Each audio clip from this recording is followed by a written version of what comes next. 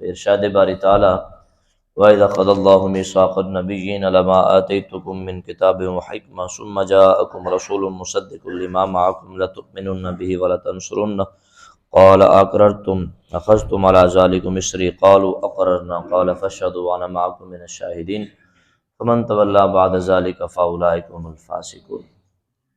اللہ رب العزت نے ارشاد فرمایا، پیارے حبیب صلی اللہ علیہ وسلم آپ یاد فرمائیں جب اللہ نے نبیوں سے وعدہ لیا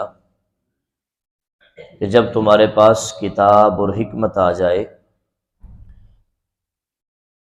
ثم جاءکم رسول، پھر تمہارے پاس وہ رسول تشریف لے آئیں جو تمہاری کتابوں کی تصدیق فرمائے، پھر تم ضرور بر ضرور ان پہ ایمان لانا اور ضرور بر ضرور ان کی مدد کرنا۔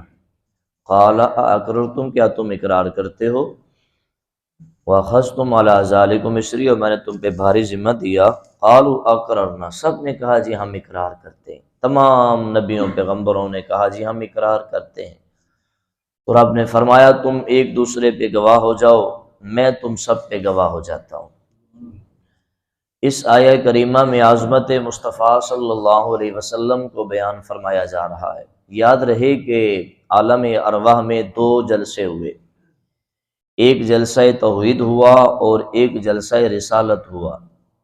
جلسہ توحید میں جب رب نے فرمایا الست بربکم، کیا میں تم سب کا رب نہیں، تو اس جلسے میں ہر عام اور خاص تھا، جملہ ارواحیں وہاں پر موجود تھیں، کوئی بھی اس میں سے غیر حاضر نہیں تھا۔ رب نے سب کو بلا کر فرمایا، وہ بھی قرآن میں الست بربکم، سب نے کہا قالوا بلا، ہاں اے ہمارے رب تو ہمارا رب ہے۔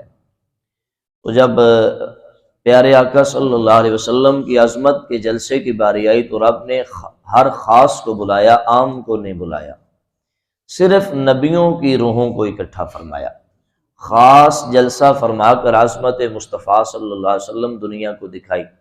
اس کا مطلب یہ نہیں کہ وحدہ لا شریک کی عظمت نہیں ہے جو ہر کسی کو بلایا، کیونکہ وحدہ لا شریک خود مختار ہے، یہ اس کی محبت ہے اپنے حبیب سے، بلکہ اس طرح اللہ وحدہ لا شریک کی کوئی عظمت کم نہیں ہوتی، اللہ سب سے بڑی عظمت والا ہے۔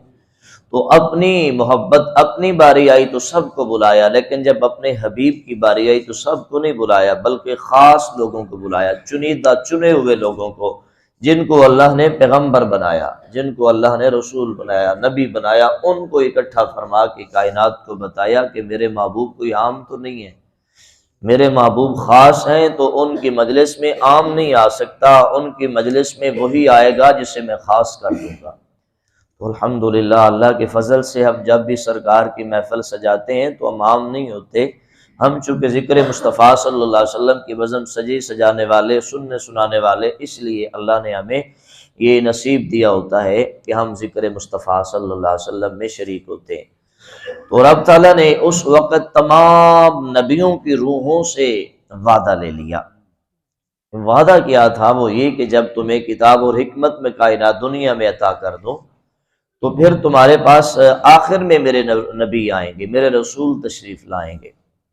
جب میرے رسول تمہارے پاس تشریف لے آئیں تو وہ رسول جو تمہاری کتابوں کی تصدیق کریں گے، یعنی جو دین تم دنیا میں پھیلاؤ گے، جو دین تم اپنی امت تک پہنچاؤ گے، جو کتاب کی تم تبلیغ کرو گے، جس حکمت کو تم روایت دو گے، اس ہر بات کی تصدیق میرے حبیب آ کر فرمائیں گے کہ سارے نبی سچے اور ان کی ساری کتابیں سچی اور ان کی ساری حکمتیں سچی، تمہارے ایک ایک قول اور فعل کی تصدیق جو ہے وہ میرے حبیب فرمائیں گے۔ تو جب میرے حبیب آ جائیں تو تم نے لَتُؤْمِنُنَّ، اس میں ڈبل تاکید ہے رب نے صیغے میں لگائی۔ اگر عربی گرامر ہم اٹھا کر دیکھیں تو اس میں ڈبل تاکید لگا کر رب نے فرمایا کہ ضرور بر ضرور تم میرے حبیب پہ ایمان لانا، ضرور بر ضرور تم میرے نبی پہ ایمان لانا، اور اگلے صیغے پہ بھی ڈبل تاکید ہے وَلَتَنْصُرُنَّ، اور ضرور بر ضرور تم میرے حبیب کی مدد بھی کرنا۔ اللہ نے یہ نہیں فرمایا کہ میں مدد کروں گا، بلکہ یہ فرمایا کہ اے میرے پیارے نبیوں تم نے میرے حبیب کی مدد کرنی، ان کا کلمہ پڑھنا ہے، اور ان کو اور جتنے نبی کائنات میں آئے تمام نبیوں نے جو اس پر اقرار کیا کہ ہم سب اقرار کرتے ہیں اس بات کا کہ جب بھی دو نبی آخر الزمان صلی اللہ علیہ وسلم تشریف لائیں گے ہم ایمان بھی لائیں گے، اور پوری زندگی ان کا ڈنکا بھی بجائیں گے۔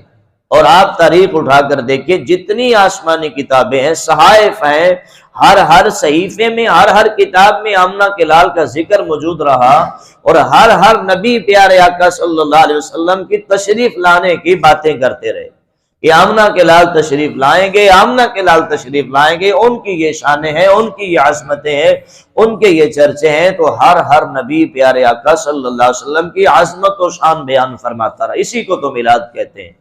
میلاد کا مطلب یہ ہوتا ہے کہ سرکار کی آمد کا ذکر کرنا، سرکار کی عظمت و شان کو بیان کرنا۔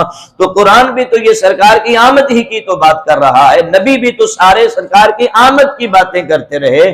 تو سرکار کی آمد کی بات کرنا، سرکار کا ذکر کرنا، سرکار کی عظمت کو بیان کرنا، اسی کو تو میلاد کہتے ہیں۔ تو سارے نبی بھی بیان کرتے آئے، اور رب کائنات قرآن میں بھی بیان فرماتا ہے کہ تمہارے پاس میرا حبیب آ گیا، تمہارے پاس میرا نبی آ گیا، تمہارے پاس میرا رسول آ گیا۔ تو ہم بھی اللہ اور اس کے تمام نبیوں کی سنت کو ادا کرتے ہوئے جب بھی محفل سجاتے ہیں تو یہی کہتے ہیں کہ حبیب خدا آ گئے۔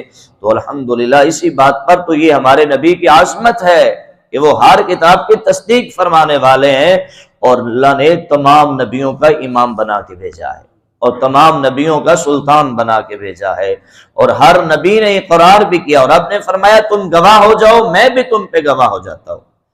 ہر کسی کی گواہی نہیں دی جاتی، گواہی خاص کی دی جاتی ہے، گواہی اپنے پیارے کی دی جاتی ہے۔ آپ کا مجھ پہ اعتبار نہ ہو تو آپ میری گواہی کیسے دیں گے؟ نہ آپ میرے حوالے سے کسی سے گواہیاں لیں گے۔ گواہیاں ہر جگہ پہ نہیں ہوتی، جہاں اپنے پیاروں کا ذکر آ جائے وہاں گواہی ہوتی ہے۔ اللہ کو کتنا کو اپنے حبیب سے پیار ہوگا، ابھی تشریف نہیں لائے پہلے ہی، ابھی نظام کائنات چلا نہیں پہلے ہی میرا اللہ روحوں سے وعدے اور گواہیاں مانگ رہا ہے، میں گواہ ہوں تم سب پہ، اور تم گواہ ہو جاؤ کہ آمنہ کا لال دنیا پہ تشریف لائے گا۔ وَأَنَا مَعَكُم مِّنَ الشَّاهِدِينَ، اور میں تم سب پہ گواہ ہوں۔ فَمَن تَوَلَّىٰ بَعْدَ ذَلِكَ فَأُولَٰئِكَ هُمُ الْفَاسِقُونَ، پس اگر جو کوئی پھر گیا، میرے حبیب کو نہ مانا، میرے حبیب پہ ایمان نہ لایا، وہ فاسقوں میں سے ہوگا۔ حالانکہ نبی تو معصوم ہے، نبی تو اس بات سے بالکل پاک ہے کہ وہ انکار کرے گا۔ جو اللہ نے فرما دیا نبی نے تو تسلیم کر لیا، لیکن عظمت مصطفیٰ کو اجاگر کرنے کے لیے، لوگوں کو سمجھانے کے لیے کہ تم میرے حبیب کے در سے کیسے ہٹ سکتے ہو، جبکہ میں نے اپنے نبیوں کو بھی تاکید فرما دی، خبردار میرے حبیب کے دروازے سے مت ہٹنا، خبردار میرے حبیب سے منہ مت پھیرنا۔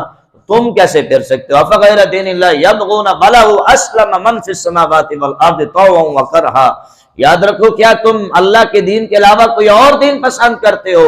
حالانکہ زمین و آسمان میں جو کچھ بھی ہے وہ خوشی سے یا غمی سے اسی کے آگے سر جھکا رہا ہے۔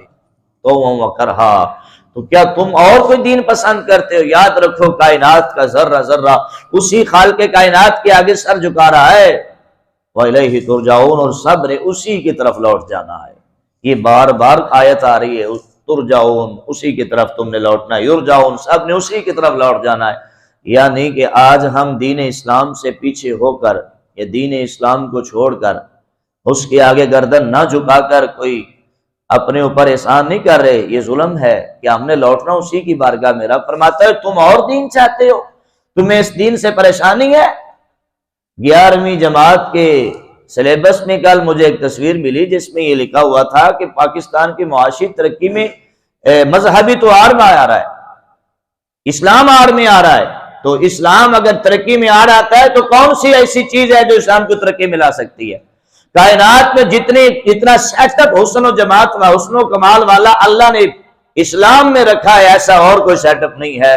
جو اسلام کو وابستہ کر لیتا ہے اپنی زندگی کے ساتھ، اللہ اسے ہر ترقی کی راہ پہ گامزن کر دیتا ہے۔ تو میرے بھائیوں، رب فرماتا ہے کون سے دین کی طرف جانا چاہتے ہو جو تم اپنے آپ پر لاگو نہیں کر رہے، جو جس اسلام سے تم دور بھاگتے ہو، جس کو تم مشکل سمجھتے ہو؟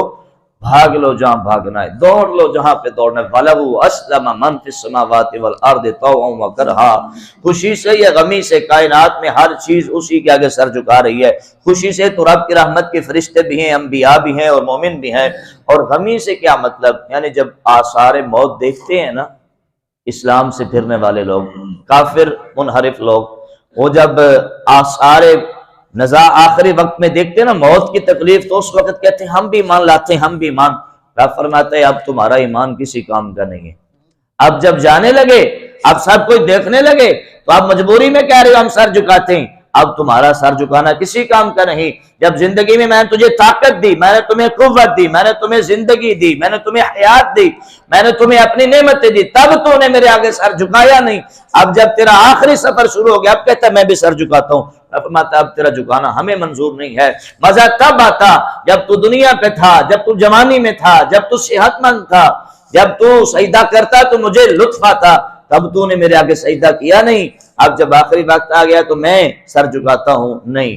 در جوانی توبہ کردن شیوہ پیغمبری، ایسے نہیں کسی نے لکھا تھا کہ جوانی میں توبہ کرنا اور سجدہ کرنا کوئی عام کام نہیں ہے، یہ تو پیغمبروں کا کام ہے۔ لہٰذا میرے بھائیوں، بزرگوں، نوجوان دوستو، آج لے ان کی پناہ، آج مدد مانگ ان سے، پھر نہ مانیں گے قیامت میں۔ اگر مان گیا وہاں ہم قیامت میں تو بڑی دور کی بات ہے، رب آخری ساہوں میں نہیں مانتا کسی سے بھی۔ اب تو یاد آیا ہے کہ میں نے رب کے آگے سر جھکانا ہے۔ اس وقت کہاں تھا جب میں نے زندگی دی، جب میں نے جوانی دی، جب میں نے صحت دی، جب میں نے قوت دی۔ لہٰذا اس کو بات کو مذاق مت سمجھا کریں، یا اس بات کو ہلکا مت لیا کریں، یا اس بات کو ادھر سے سن کر ادھر سے مت نکال لیا کریں کہ کوئی بات نہیں، مریں گے تو خیر ہے، دیکھی جائے گی، یہ کوئی ہلکی سی بات نہیں ہے۔ وَإِلَيْهِ يُرْجَعُونَ، جانا ہم نے اسی کے پاس ہے، پھر لگ سمجھ جائے گی کہ ہم نے کیا کیا اور ہمیں کیا کرنا تھا۔ لہٰذا آج سرکار سے وفا کرنے کا وقت ہے، دین سے وفا کرنے کا وقت ہے، دین سے جڑ جائیں اور اسلام کو اپنے سینے سے وابستہ کر لیں۔ انشاءاللہ اللہ دنیا اور آخرت میں ہمیں عزتوں سے مالا مال فرما دے گا۔ اللہ پاک کی بارگاہ میں دعا ہے اللہ ہم سب کو اپنے نبی سے وفا اور عصمت مصطفیٰ کے ڈنکے بجانے کی توفیق دے، اور ہمیں سرکار سے سچی وفا اور آپ کی سیرت و اسوہ حسنہ کو مولا ہم نمونہ بنانے کی توفیق نصیب فرمائے۔